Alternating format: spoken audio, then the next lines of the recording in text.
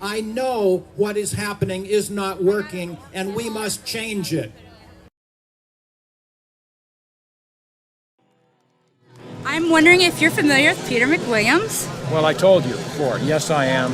The man was just a really good man, a hero in so many ways. He was being prosecuted from my standpoint because he stood up, he wrote a book that was used in so many different places, and honestly and regretfully, I think that was part of the reason why he was singled out and why he was punished. And yes, definitely.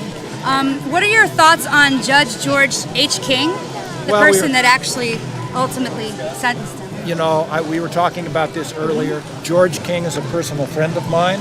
George was in the United States Attorney's Office with me, and I think he's a really good man and a really good judge. I really do.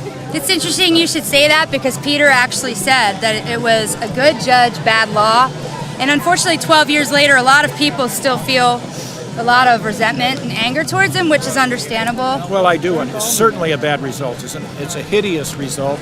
Honestly, though, I raised my hand to uphold the laws of the state of California, the Constitution, and I didn't have to do it quietly. You know, I would enforce the drug laws, but I was vocal against them and how mean-spirited they were, how ineffective they were, but I still have to enforce them. How many of you believe that the federal government has all the answers?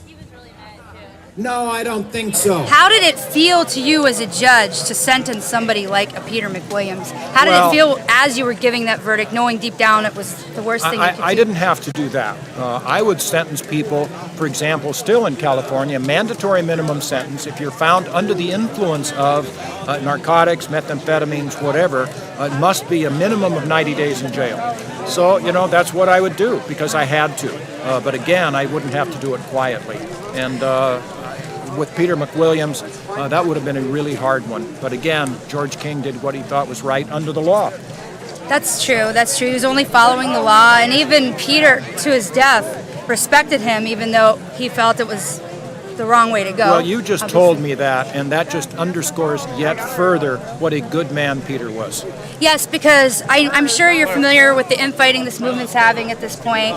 And Peter, in my mind, I don't think he would be so happy because he would want us all to come together as a whole. We really must. Yes. You know, united we stand, divided we fall, all the rest of that. We're committing suicide if we fight against each other in these sorts of things. Maybe if there's something the matter, then let's fix it after it's passed. But let's not fight and quibble with each other because we're dividing the effort, and that's to our detriment. Yes, because I've seen a lot of personal attacks between people, and I know that Peter, he would fight tooth and nail, and if he had a problem with you, he'd let you know it, but he would never attack you as a person. Well, and that's part of our campaign, and I appreciate your holding our Governor Gary Johnson Of course I am. banner. He's a nice man. Well, he's a good man. He's an honest man, courageous, very successful, and you can look at our website, GaryJohnson2012.com. You can see where he stands. You can agree or disagree.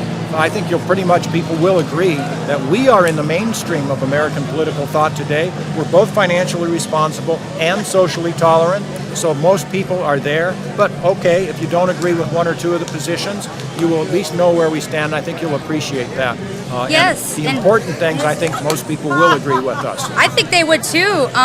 You know, Peter was a patient, and actually Gary Johnson was a patient. That's true, too. He said he almost died because he was in a paragliding accident. He said the cannabis is the one thing that kept him alive. And I think that if Peter were still here today, what would your thoughts be? I mean, do you think Peter would be supporting you and Gary?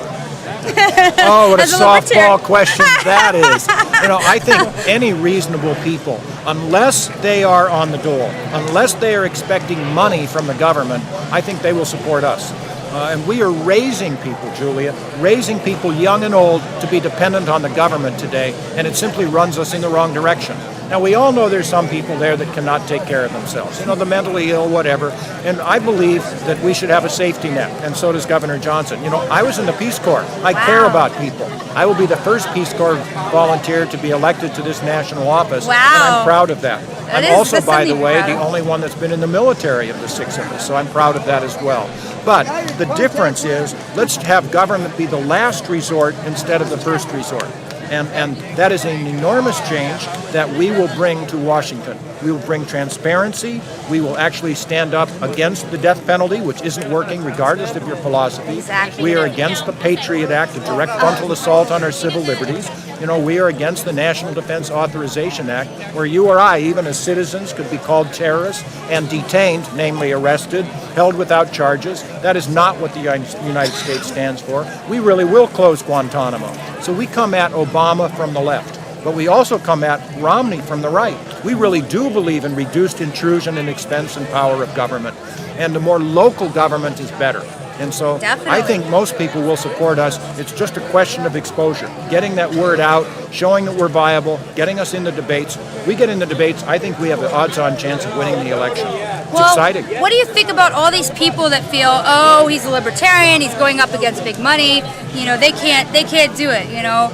We love to vote our conscience, but we don't feel that there's any chance. So then they end up not voting at all or going for, Sure. you know, Romney and You know, Obama. I agree with your first two comments. We are libertarian and we're proud of it, and we are the people that can win this election. The last one, you know, if you're going to vote for the lesser of two evils, and so many people say, oh, you know, I'm going to choose one or the other, we have to end up understanding you vote for the lesser of two evils, you still get evil. You know, But we need to get the message out because a lot of people still have not heard of you guys. So Well, I'm glad you know, we got HempFest to do that kind of thing. we're talking to you. We're talking to the media. If people take this personally, if you tell your email friends, your Facebook friends, your Twitter, whatever you are on, take it personally. Spread our message. Governor Johnson and I will really meet your demands and expectations. Honestly, this is the most exciting thing that's happened to me since the birth of my children. Wow. I believe in this. This is exciting. It's a perfect storm where people need what we would do and what Governor Johnson has done. They demand it, and we will bring it home. This is a revolution in the making.